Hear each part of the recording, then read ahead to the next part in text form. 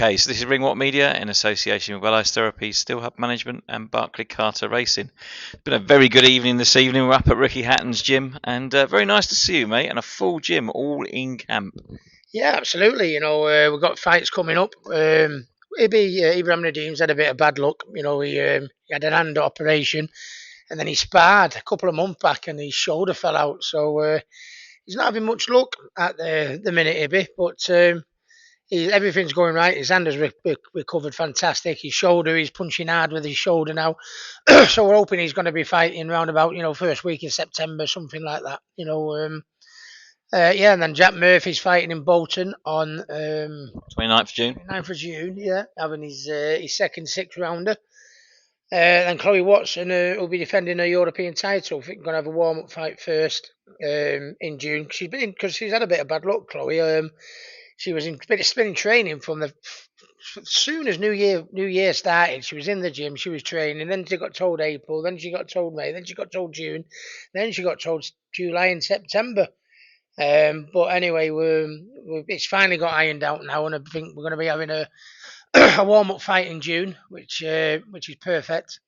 And then she's going to be fighting Maisie Rose, defending her European title in September, which is a fight we're very much looking forward to. So everything's good, bouncing in the gym. We've got dates coming up. Yeah, can't complain. Yeah, everything's going great. Let's talk about Ibby for a minute. Like you say, he's had pretty much a year out now, but he was on fine form this evening and looked good. Like you say, there's possibly a date coming up towards the end of July, beginning of August. It'd be really good to see him back in at full flow. Yeah, he let himself down a little bit. He told me he got a bug with his last fight. Bug come up and everything like that. And I turned around and said, "We're going to have to pull you out." And he said, "Oh, I need to fight. I see how his last spar went, and his last spar went brilliant. And then anyway, the fight come, which he fought a very good opponent. To be fair, there was nothing in it, but he wasn't pulling on the strings like he normally could. His best attribute is his engine and everything like that. And he just gassed, and I was shell shocked. And he said to me after, he said I wasn't quite as well as I should have let on. To be honest with you, he said it had gone a little bit, but it was still overhanging. I didn't feel great, and so he had a telling off for that. And since then, he's had nothing but bad luck. I feel really, really sorry for him. He's like I say, his hand injury, and then his shoulder fell out. But he's really upped his training now. The hand's gone good, and the shoulder's come good, and he's upped his training. It's as if he feels I can tell the way he's training. I know boxers, and it's as if he feels the world is against him. He's been against him, and he's had a little bit bad luck, and he's got a little, he's dead quiet. He doesn't say boo to a goose, but he looks like he's got a bee in his bonnet. He looks like he's got a little bit between his teeth, and he wants to go out and really prove something. And we're hoping to get him one fight in on the dates you were talking about, and then I want him in there for area and English titles and that, because what he does in the gym.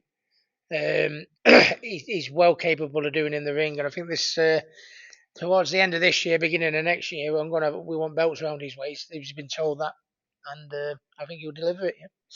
You mentioned obviously Jack Murphy, second six-rounder, boxing at the end of June.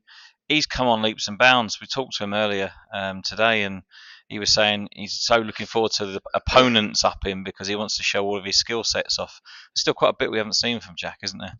Very much you've not seen from Jack. I mean, everyone, he was known even from in the amateurs. He was very skillful, great upper body movement, lightning fast. He was a little bit of a powder punch merchant in the amateurs and that, but he's like you say, he's added so much to his game. You know what I mean? He can sit in the trenches now. He can sit in the pocket. He can fight up close. His close game. He's very short punches. He can bend his knees, sitting close. When people try to bully him, he knows how to sit in, and which was part of my game really. I knew how to just sit in and rest and smother him and nullify the work. And he's added that to his game now. Jack's extremely talented, but he's had that nasty streak to his game now, which he obviously needed. You know what I mean? He's only going to get so far in speed and ability. You've got to add them other things to your game, and bit by bit, he's adding it.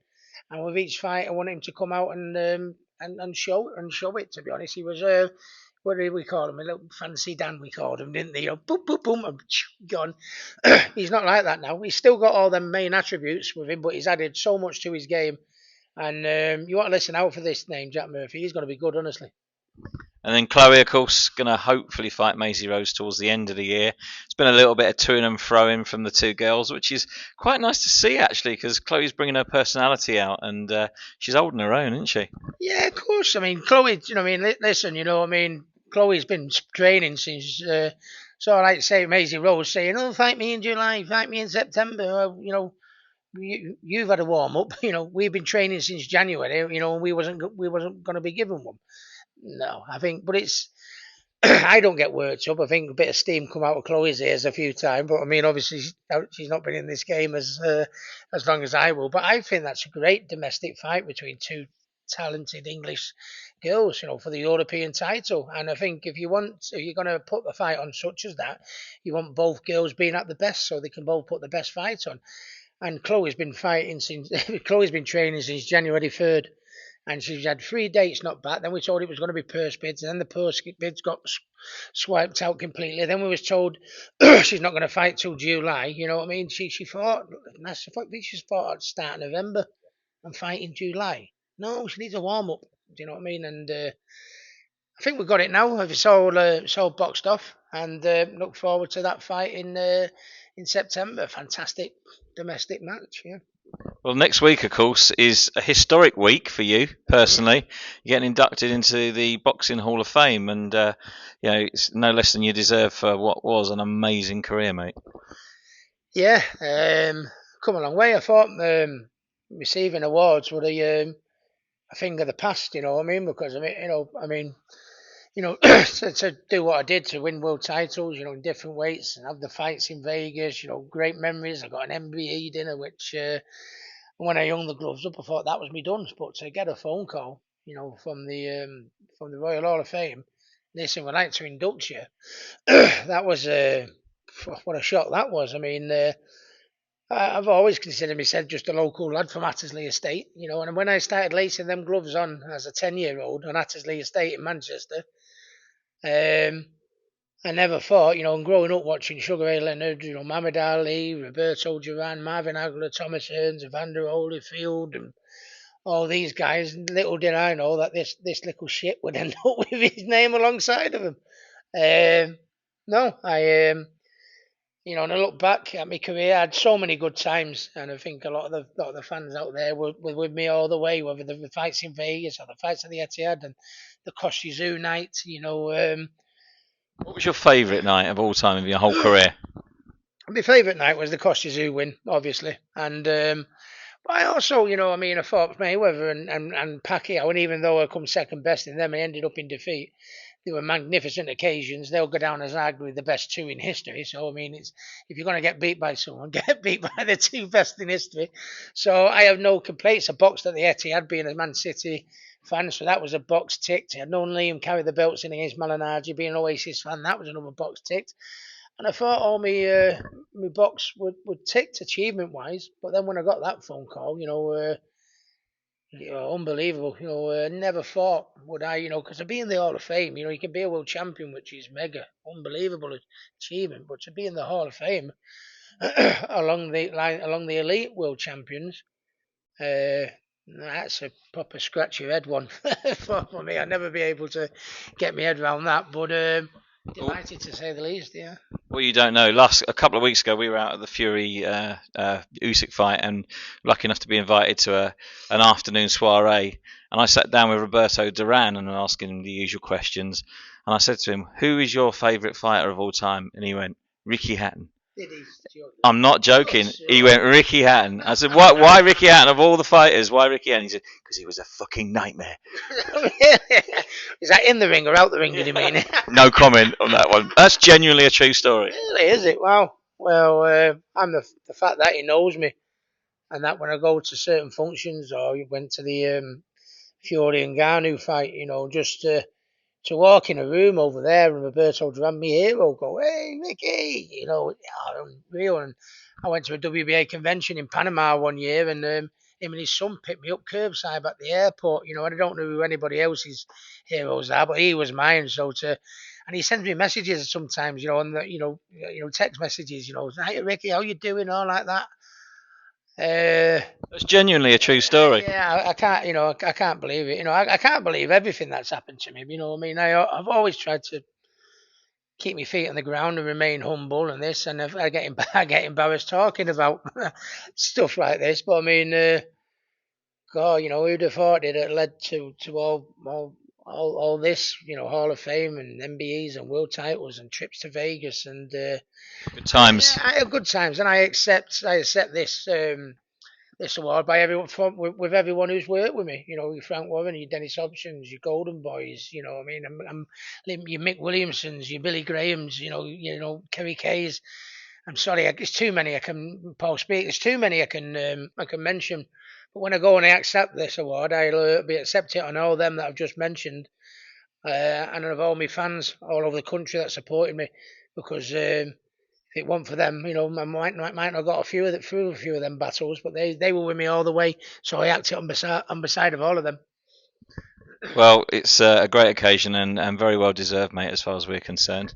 Couple of quick ones before you get off. Obviously, Tyson Fury and Usyk, they recently were in the ring. Usyk come through that. They've announced the rematch at the end of this year. What do you think of that? I think it were, there's always going to be a rematch these days in boxing. And that's why it's a shame, really, because that's why the big fights sometimes take so long, because you want, that for him to fight that guy, but oh no, there's a rematch clause. So, sometimes it can drag a little bit, but no, it was a good fight. I'd love to see it again, and that's why it's been made. It was very, very close. Tyson's a very, very clever thinking fighter, and I'm thinking that Tyson might be able to adapt his game to just, solve the puzzle a little bit more, for the rematch, because that's going to be the big key. They're both clever thinking fighters, and I think it's who can learn more from the first win and carry on the game plan into the second fight, I think, which will be very, very, very, very important, to be honest with you. But yeah, I'd definitely watch it again. They're both clever thinker fighters.